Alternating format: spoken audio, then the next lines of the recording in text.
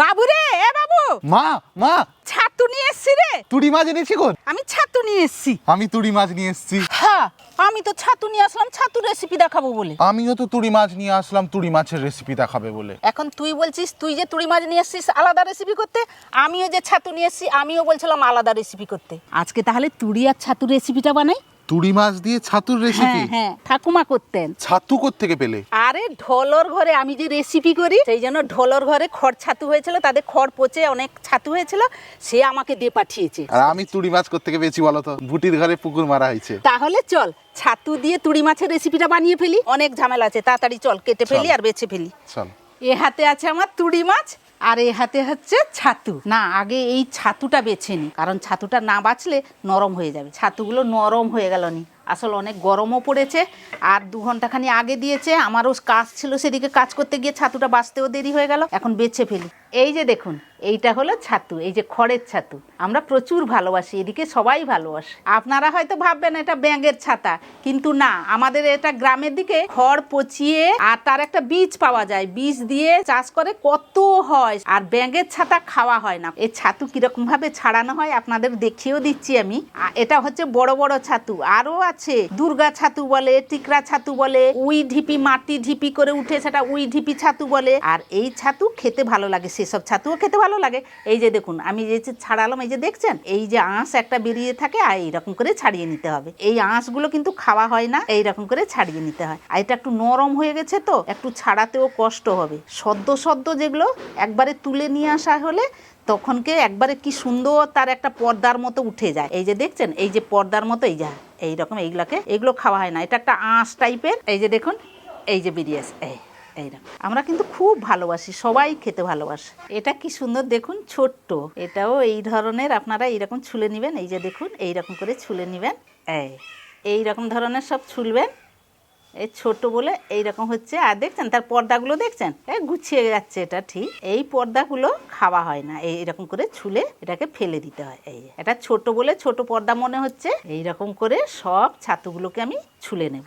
Mushroom, সেটা কলকাতায় অনেক ছোট ছোট ধরনের পাওয়া যায় মাশরুম, সেটা কিন্তু আলাদা, আর এটা কিন্তু আলাদা, জাতটা আলাদা। এটা কিন্তু সবই মাশরুমের এক একটা আলাদা আলাদা জাত। আর বাইরের মানুষ, কলকাতার মানুষ সব খেয়েছেন কিনা আমি জানি না ঠিক, কিন্তু যদি পারেন তো যাদের গ্রামে এসে দেশে দেখবেন এইসব ছাতু খাবেন, দেখবেন খুব টেস্টি হয়। এই যে দেখুন সব ছাতুগুলো আমার বাছা হয়ে গেছে, এবারে পড়ে রইল তার দাঁঠিগুলো। দাঁঠিগুলো কিরকম বাছা হয় আপনাদের সেটা আমি দেখিয়ে দিচ্ছি। এই যে দাঁঠিটাকে আমি নিচ্ছি, এটা তো মোটা মোটা দাঁঠি, আর এটাকে আমি একটু বঁঠিতে কেটে নেব। এটা হচ্ছে তার গোড়াটা আগে কেটে ফেলে দেব, এটা খাওয়া হবে না।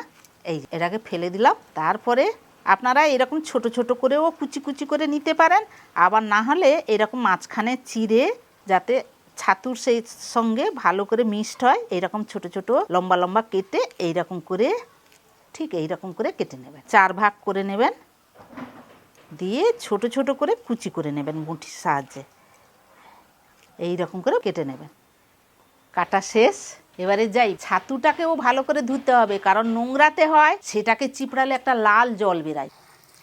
জলটা দিয়ে দিয়েছি। এবারে দেখুন এই যে চটকাচ্ছি, এইরকম ধুয়ে ঠিক এইরকম চিপড়ে নেবেন। দেখছেন, এইরকম করে চিপড়ে নেবেন। আবারও ধুবো। এই যে দেখুন, এই যে দেখেছেন কিরকম লাল জল তার, এইগুলা হচ্ছে তার নোংরা, উপরে সেই যে ইয়ের মতো থাকে না, পুরো লাল। 2-4 বার করে ভালো করে চিপড়িয়ে ধুয়ে নিয়ে আসবো, যতক্ষণ তার লাল জলটা না যাচ্ছে। ছাতুটা ভালো করে ধুয়ে নিয়ে চলে এসেছি, অনেকবার ধুতে হয়েছে, তার লাল জলটা যতক্ষণ না যাচ্ছিল ততক্ষণ ধুয়ে চটকে ধুয়ে চিপড়ে নিয়ে চলে এসেছি। এবারে যাই, আবার তুড়ি মাছ কাটতে হবে, সেটাকে কেটে আনি, তারপরে গিয়ে রান্না বসাবো। এটা ঢাকা দিয়ে নিই, এটা থাক। তুড়ি মাছটা এখানে রাখলাম। এই যে তুড়ি মাছ দেখুন, একেই বলে তুড়ি মাছ, পাঁকাল মাছও বলে, পাঁকের ভেতরে থাকে, সেই জন্য একে পাঁকাল মাছও বলে, আমরা ঘরোয়া ভাষায় তুড়ি মাছ বলি। তুড়ি মাছ প্রচুর স্লিপ করে, একবারে লালা, পুকুরের মাছ তো প্রচুর লালা, হাতে ছাই নিতে হবে, নাহলে আমি পারি না একদম। এইবারে আঁশগুলোকে 2 সাইডে এরকম করে ছুলে নেব। তার ক্ষুদ্র ক্ষুদ্র আঁশ, ছোট ছোট, চোখে এরকম খালি চোখে দেখতে পাবেন না। এই যে দেখুন, আমি আপনাদের দেখিয়ে দিচ্ছি, 2 সাইডে আমি ছুলে নিই। এই যে দেখুন, তার আঁশটা ছুলে নিয়েছি, আর তার বঁঠির এই যে দেখো, এইরকম, এই যে দেখুন, এই ক্ষুদ্র ক্ষুদ্র আঁশ। আপনারা বুঝতে পারছেন কিছু? এটা আমি আঁশটা ছুলিয়ে নিয়েছি, আর এটা আঁশ ছুলা হয়নি, কিন্তু বোঝা যাবে না যে তুড়ি মাছের আঁশ আছে বলে। মাথাটা কেটে নিলাম, মাথাটা খাওয়া হয় না, ফেলে দিলাম। ছোট ছোট করে তুড়ি মাছগুলোকে আমি কেটে নেব এইরকম করে। এইরকম করে তুড়ি মাছ কাটা হয়। ছাই নিলাম, হাতেও ছাই মাখালাম, আঁশগুলোকে ছুলে নিচ্ছি। দু সাইড ভালো করে চেঁচে নেবেন। এই যে দেখুন বঁঠিতে লেগে থাকে আঁশগুলো। এই যে মাথাটা এরকম করে কেটে নিলাম, এইরকম করে ছোট ছোট করে পিস করে। শ্বশুর ঘরে 3-4টা পুকুর ছিল এইখানে আমাদের, ঠিক ফাল্গুন চৈত্র মাসের দিকে পুকুর মারা হতো। মেশিন বসিয়ে পুকুর মারতো, যা মাছ ধরতো গ্রামের লোককে, আশেপাশের লোককে সব দিয়ে দিত। আর এই পাঁকাল মাছ, এই যে তুড়ি মাছ যেটা বলি পাঁকাল মাছ, সে পাঁকাল মাছ তো পাঁকের ভেতরে থাকে। মেশিন বসিয়ে জল মেরে সমস্ত মাছ টাছ ধরা হয়ে গেল। তারপরের দিন, সেই দিনে কি করবে, 1 বস্তার মতো নুন এনে গোটা সেই পুকুরে ছড়িয়ে দিবে। ছড়িয়ে দিয়ে তারপরের দিনে ভোরবেলায় গিয়ে সব 4জন লোককেও ডেকে আনতো শ্বশুরমশাই, আর নিজে গিয়ে সেই পাঁকে এতটা ডুবে তুড়ি মাছ, সে হাঁড়ি হাঁড়ি তুড়ি মাছ পড়তো। নুনটা কেন দিত বলুন তো? পাঁকের ভেতরে তো পাঁকাল মাছগুলো থাকে, নুনটা দিলে পাঁকের উপরে সব উঠে আসবে পাঁকাল মাছগুলো।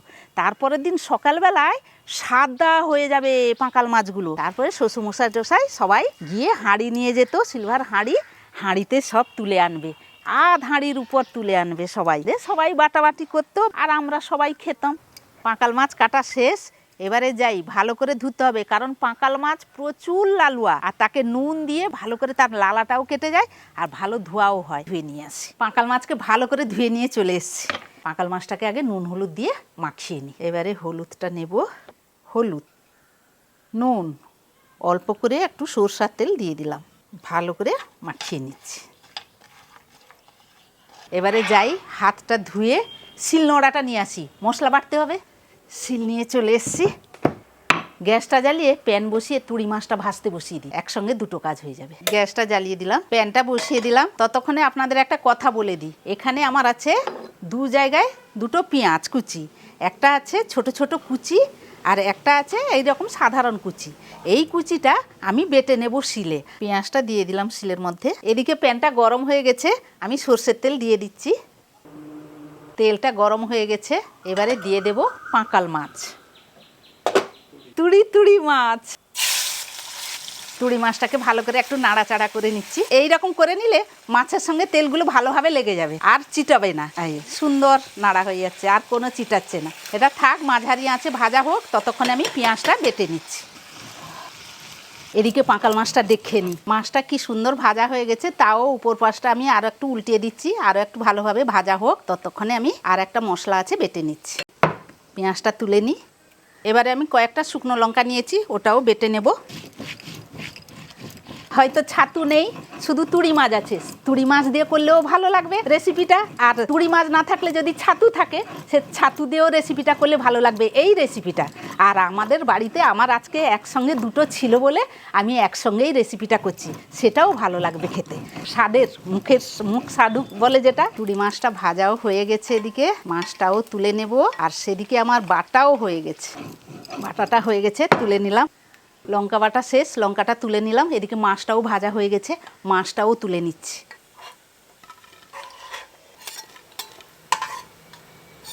এখন থাক আঁচটা কমানো, এদিকে শিলটা তুলে দিই। হাতটা জ্বালা করছে, হাতটাও ধুয়ে আসি, তারপরে আমি রেসিপি বানাবো। হাতটা ধুয়ে চলে এসেছি।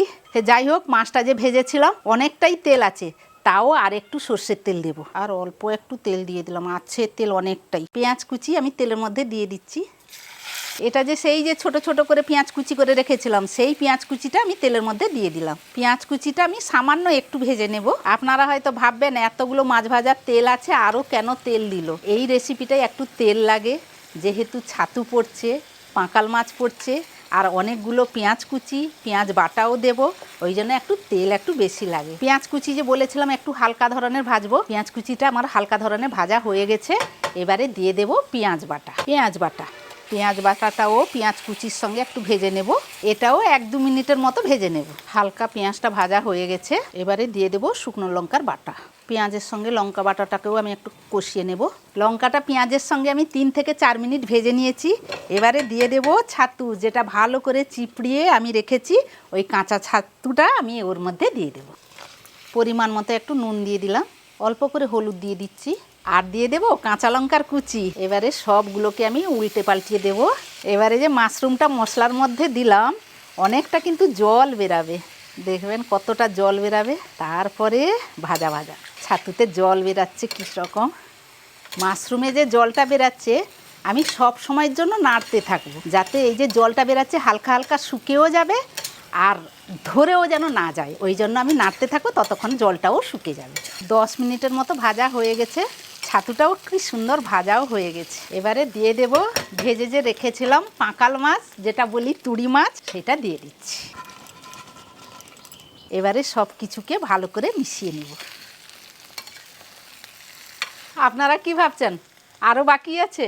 না, রান্না শেষ। দেখলেন তো কীরকম চটজলদি হয়ে গেল, কোনো বেশি মশলাও লাগেনি। সাধারণ একটু পেঁয়াজ বাটা আর শুকনো লঙ্কার বাটা আর কাঁচা লঙ্কার কয়েকটা কুচি আর একটু পেঁয়াজ ছোট ছোট করে কুচি, রান্না কমপ্লিট। 2 রকমের পড়েছে তো, এদিকে পাঁকাল মাছ একটু তেল বেশি দিয়ে একটু ভাজা হয় ভালো করে, এই যে মাশরুমটাও সেটাও একটু তেল খায়। বাস, রান্না তো শেষ। আর মাত্র 1 মিনিটের মতো আমি নাড়াচাড়া একটু করে নেব, দিলে রান্না কমপ্লিট। দেখুন কি সুন্দর সবগুলো একবারে কি সুন্দর ভাজা হয়ে গেছে, রান্নাও শেষ। গ্যাসটা বন্ধ করলাম। এবারে সমস্ত গুছিয়ে ভাতটা বেড়ে আনবো, তারপরে গিয়ে বাবুকে ডাকবো। বাবু রে, খাবি আয়, ভাত নিয়ে চলে আসছি। সব গুছিয়ে ভাতটাও বেড়ে নিয়ে চলে এসছি। হ্যাঁ বাবু রে, চলাই চলাই, ভাত বেড়ে নিয়ে চলে আসছি। আয় নে, ভাত বেড়ে নিয়ে চলে এসছি নে। কোথায় ভাজা কই? এই যে। ও, ঝাল লঙ্কা একটু বেশি করে দিয়েছো তো? হ্যাঁ, লঙ্কা বাটাও দিয়েছি, আবার লঙ্কা কুচিও দিয়েছি, খেয়ে দেখ। নে দাও, সাবধানে। এটা হচ্ছে ছাতু, এইগুলো হচ্ছে ছাতু, এইটা হচ্ছে মাছ। এই মাছটা খেতে যা লাগে না, দারুণ লাগে। আরে এই কাঁটা যে দেখতে পাচ্ছেন, এটা কোনো কাঁটা বাছা হয় না, পুরোটা খেয়ে নিই। মানে আমি তো পুরোটা খেয়ে নিই। মা, ভাতটা ভাঙলাম। হ্যাঁ হ্যাঁ, খা। ছাতু দিয়ে ভাতটা ভালোভাবে মাখলাম, একটা মাছের লেজা নিলাম, ভাতের সাথে ভালোভাবে মাখলাম, গলাশটা পাকালাম। ওয়াও, চরম, মানে সেই লেভেল, একবারে আত্মা তৃপ্তি, অসাধারণ, খুব সুন্দর লাগে খেতে। যেমন ছাতু ভাজা খুব প্রিয়, হ্যাঁ, আমাদের এখানে সবার খুব প্রিয়, তেমনি তুড়ি মাছ অসাধারণ। আর আমাদের ঘরে ছাতু বলুন, তুড়ি মাছ বলুন, যাই আসুক না কেন, এই রেসিপিটাই হয়। একসাথে না হলেও আলাদা আলাদা হয়, আবার কখনো কখনো একসাথে হয়। না, পাঁকাল মাছের আবার বিভিন্ন রেসিপি আছে। আমি যেটা খেতে ভালোবাসি, আমি আর অন্য কিছু খাই না। আমাদের বাড়িতে এইটাই বেশি ভালোবাসে সবাই। আমি এটা ভালোবাসি। না, তুমি তোমার রান্না একটু খেয়ে দেখো।